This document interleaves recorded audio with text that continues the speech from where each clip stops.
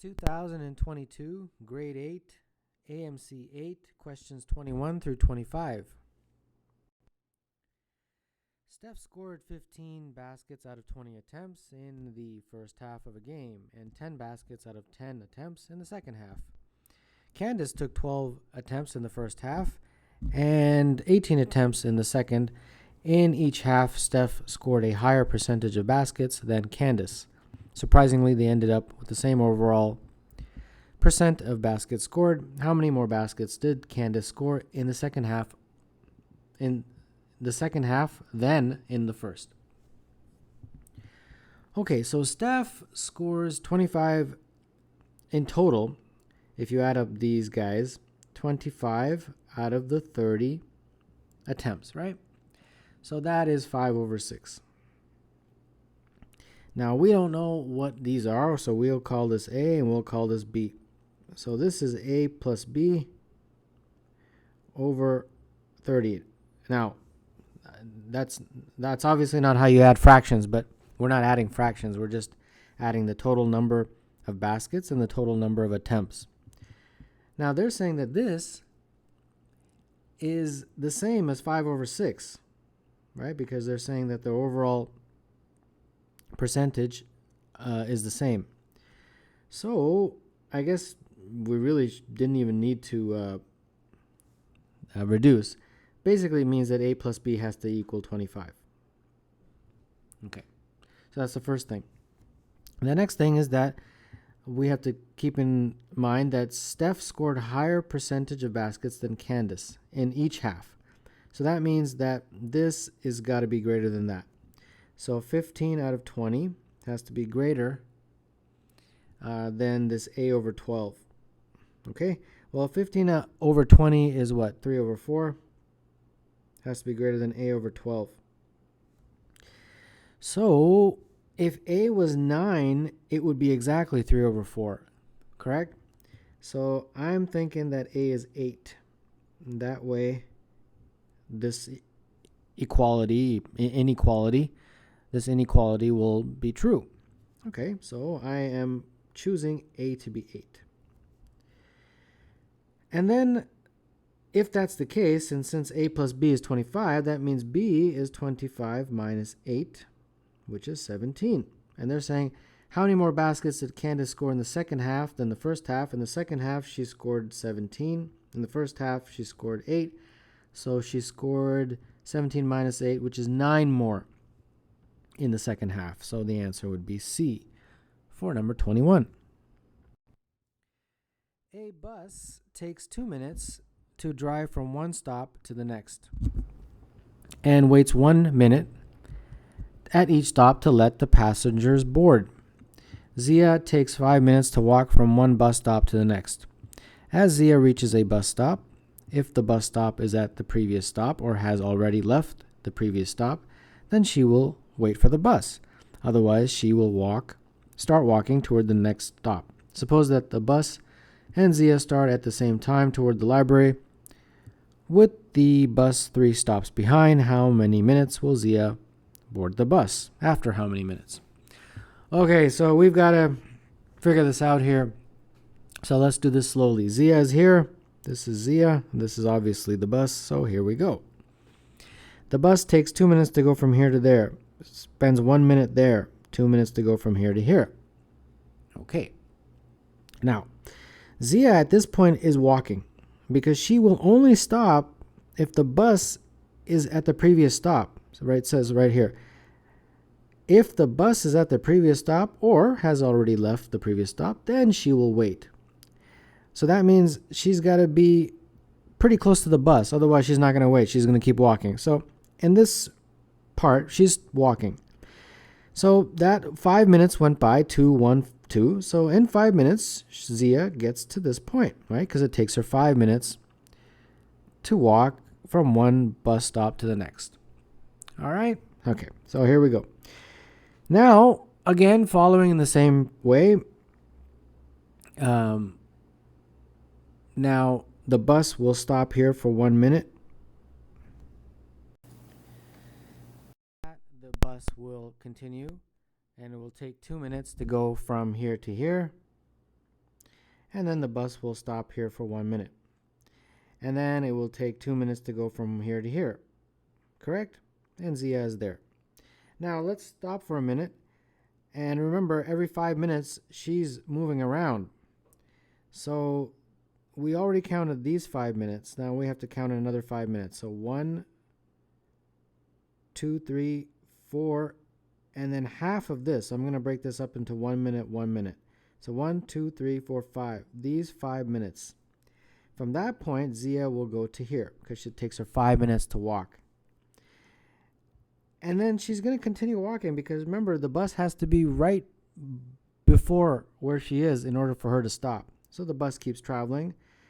It stops 1 minute here, 2 minutes there, and then 1 minute here. So this is 1, 2, 3, 4, 5. Another 5 minutes. By another 5 minutes, Zia is here. Now she will stop. And the reason is because now the bus is at the previous stop. And then the bus takes 2 minutes to go from this stop to this stop. And then Zia will board the bus. So we have to add up all of this. So this 5 minutes, this 5 minutes, this 5 minutes, and this final 2 minutes. That's 17 minutes. So you had to kind of go through this carefully to figure this out. The answer to number 22 is A.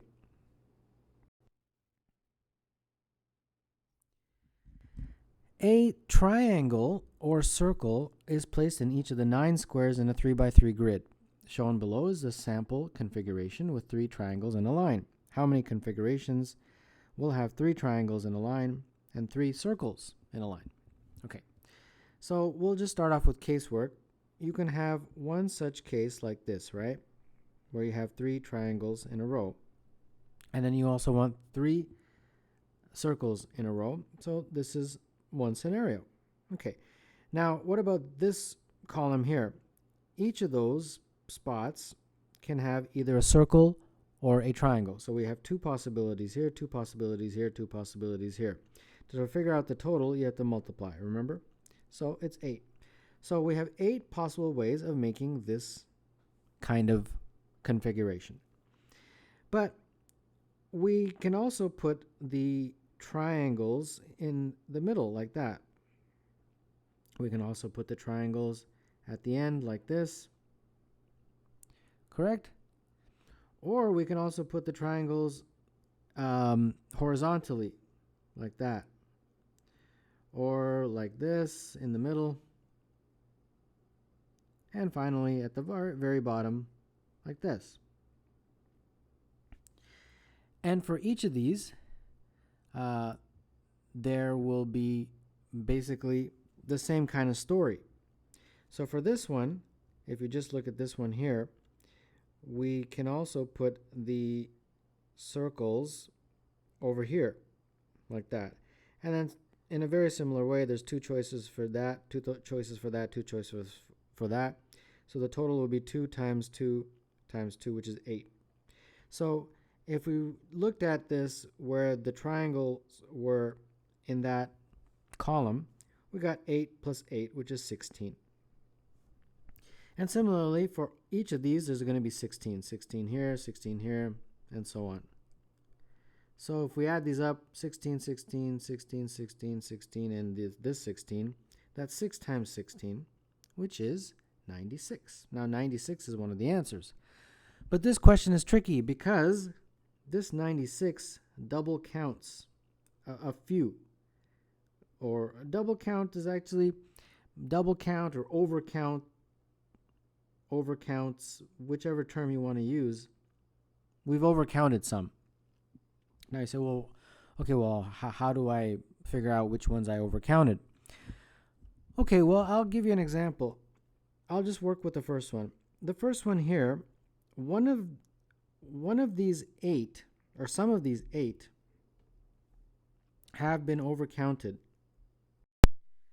So I'll try to explain where the double count happens with one example.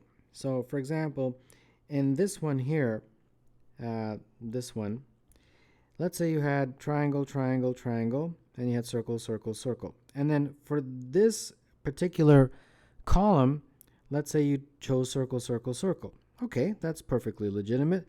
But watch, when you do the same thing here, you can have triangle, triangle, triangle, circle, circle, circle. But for that column, you could also have circle, circle, circle. And notice, we created the same. This is the same as this. And they wanted how many configurations? I'm assuming they wanted unique. They actually don't use the word unique, but I guess that's what they wanted. So since this is the same as this, you've double counted. So that's one example of a double count. Similarly, there's 12 such double counts, and I will let you figure that out. And when you do subtract those 12 double counts from 96, you get 84. And 84 is the correct answer. So number 23, the answer is D. The figure below shows a polygon consisting of rectangles and right triangles. We cut out and folded on the dotted lines. The polygon forms a triangular prism. Suppose that AH is equal to EF is equal to 8 and GH is 14. What is the volume of this prism? So the most challenging, I think, part of this is to visualize what does this look like when it's created and when it's folded and made to look like a prism. Back, this is what it's like when it's flat. 192 would be choice C for number 24. And this is what it looks like. So this is what it looks like when it's folded up. Okay, so now you just have to basically calculate the volume. And the volume is relatively straightforward. It's the area of the base multiplied by the height. So the base in this case is a right triangle, or you can call that the base, same thing. So because it's right, we can just use 1/2 base times height, which is 1/2 6 times 8. And then you multiply by the height, which is 8. So this looks like 3 times 24. 3 times 64, which is 192. And number 25, a cricket randomly hops between 4 leaves on each turn, hopping to one of the other 3 leaves with equal probability. After 4 hops, what is the probability that the cricket has returned to the leaf where it started? Okay, so I'm going to call this leaf A, leaf B, leaf C, and leaf D. And we start at A, and then we have 1, 2, 3, 4 hops. And after 4 hops, we want to arrive back where we started, so we want to arrive back at A. Okay. All right. So the first hop is right here, right? When we're going from A. So I guess we can go to either B, C, or D. So let's just start with B, and let's see what we can get. And then for C and D, it would be exactly the same sort of conversation. So let's say our first hop is to B. And then our next hop, which is here, can be, I guess it can be to A, C, or D. All right. So let's just start with A. And then we want to go back to A. So we, for this one, can go to either B or C or D. Okay, we have a lot of B, C, or D. Okay, so that one, there's a lot of choices there. Okay, so let me just fill it all out. Okay, so now let's start with the same. We're still sticking to B, but then instead of going to A, let's go to another one.